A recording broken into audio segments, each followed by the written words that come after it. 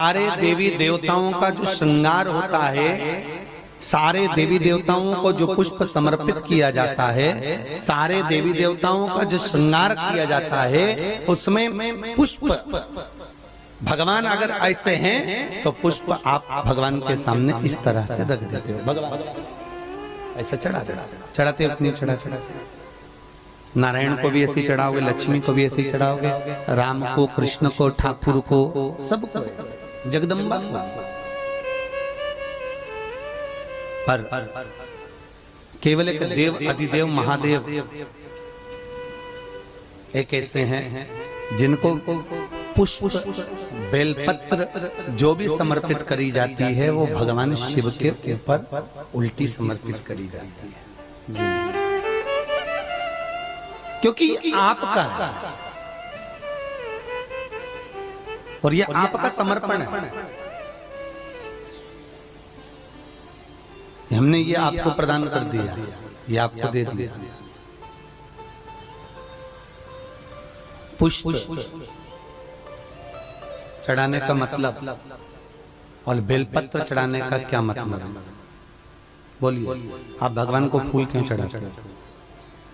अच्छे दिल से बोलो, बिल्कुल है, ऐसा मत सोचना कि कथा चल रही है। आप तो ये सोचो कि अपन आपस में बात कर रहे हैं।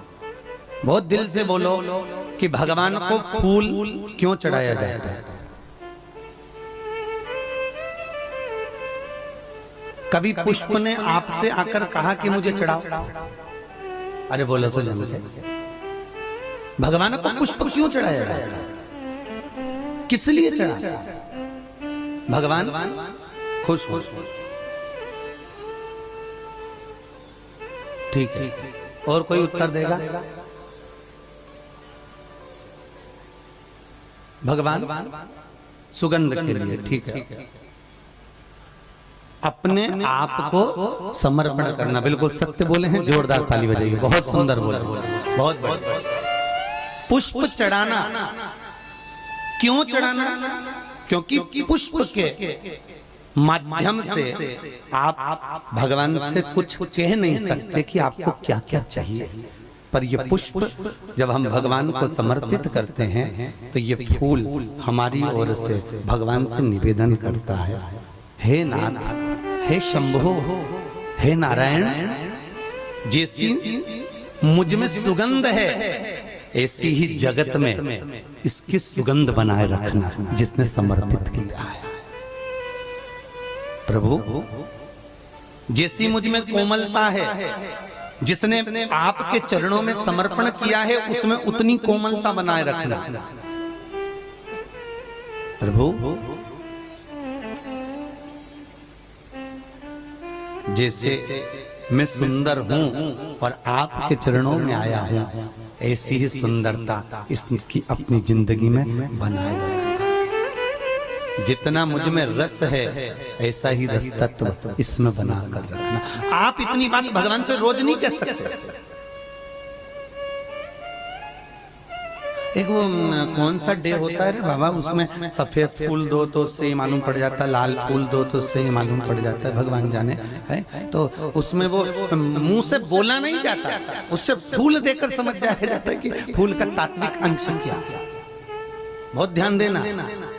तो दुनिया के लोगों ने ये फूल को लिया तो कुरान से लिया कि फूल का मतलब क्या है, हम क्यों दे रहे हैं, और बिना कुछ बोले तो भी समर्पण हो गया। तो ना जी भर के देखा, ना कोई बात की, बड़ी आरज़ू थी मुलाकात की, ना कुछ बोले, समर्पण कुछ।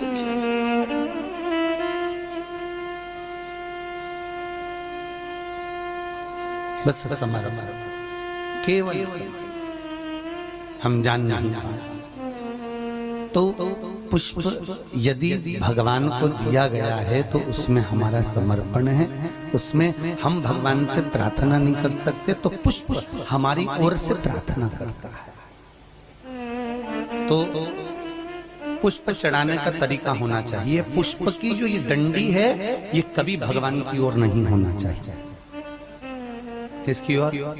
जम के बोलिए, भगवान की ओर। पुष्प की जो डंडी है वो हमारी ओर हो और पुष्प भगवान की ओर हो। पर दुनिया के लोग आज तक जितनी बार भी फूल चढ़ाए सब उल्टा ही चढ़ाए। डंडी भगवान की ओर रख देंगे और फूल का मुंह अपनी साइड से रख देंगे। मतलब सुंदरता हमें दिखना चाहिए, भगवान को भले डंडी चुभती रहे। उसमें श्रेष्ठ समर्पण अगर भगवान को कर रहे हो तो भगवान का सुख देखिए। अब पुष्प की बारी हो गई, अब आ जाओ बेलपत्र पर। शंकर को बेलपत्र क्यों चढ़ाया जाता है? पहला कारण, शंकर को पार्वती के नयन अश्रु से निकला हुआ यह बेलपत्र अति प्रिय है। एक दूसरा, शंकर को बेलपत्र इसलिए दिया जाता है क्योंकि इस बेलपत्र में एक जो पत्ती है वो भगवान विष्णु की दी हुई है। आपको कथा में कहा था भगवान के दो नेत्र थे शंकर जी के, नारायण ने एक प्रदान करा तो कितने हो गए?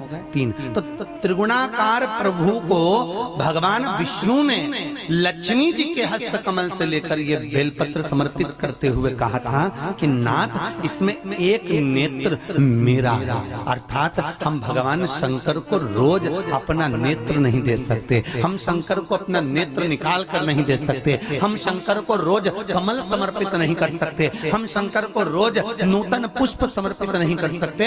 तो बेलपत्र कमल का भी काम करती है, बेलपत्र नूतन पुष्प का भी काम करती है और बेलपत्र नेत्र कमल का भी काम करती है जो भगवान को समर्पित की जाए।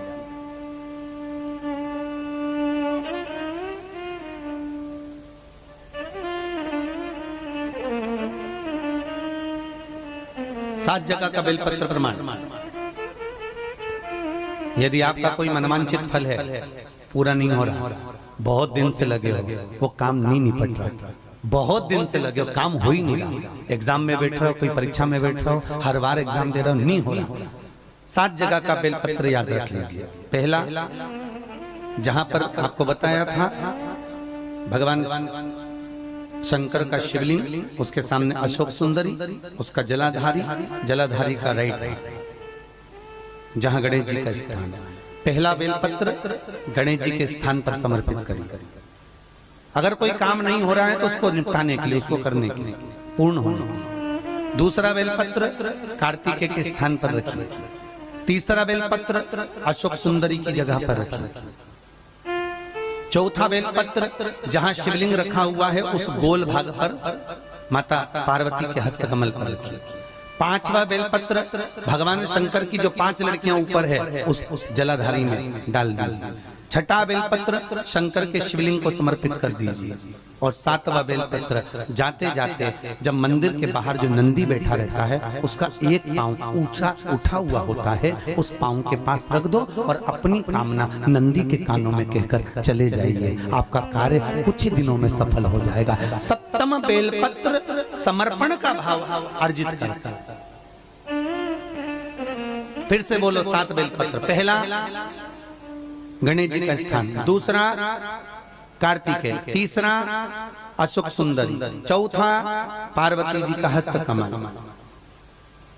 5वां बोलो जम के ऊपर जलाधारी, 6ठा शंकर का शिवलिंग और 7वां नंदी का उठा हुआ चरण। 7वां भगवान शिव को समर्पित। कभी कभी बेलपत्र के वृक्ष में से बेलपत्र 5 पत्ती का मिल जाता है, कभी कभी उसको लोग शुभ मानते कि नहीं मानते कि हमको 5 पत्ती का बेलपत्र मिला। वो पंचाक्षर मंत्र का प्रतीक है।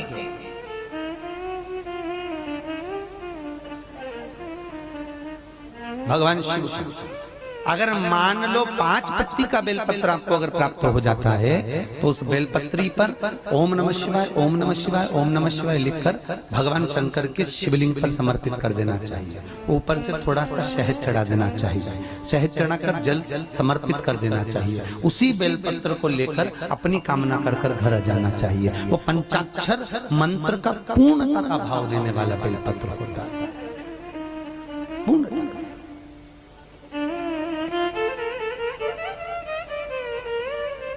और पूर्ण नियमावली से, पूर्ण सुख से।